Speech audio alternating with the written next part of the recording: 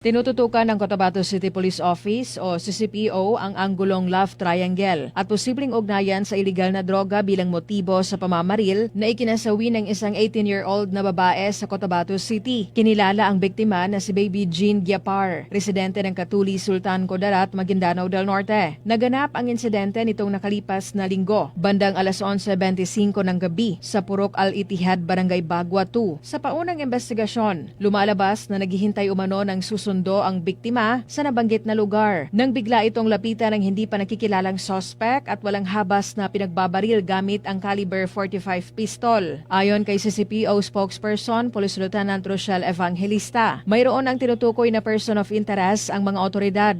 Ngunit patuloy pa rin pinagtitibay ang mga ebidensya upang matukoy ang motibo at pagkakakilanlan ng salarin. Samantala, inaalam pa rin ng mga investigador kung ano ang dahilan ng pagpunta ng biktima sa naturang lugar sa 10 oras ng gabi na isa sa mga mahalagang detalye sa kaso. Patuloy ang manhunt operation ng City PNP habang hinihikayat ang Cotabateños na makipagtulungan at magbigay ng impormasyon na makakatulong sa mabilis na paglutas sa krimen. Rufa Mocalid, NBC, Bida Balita.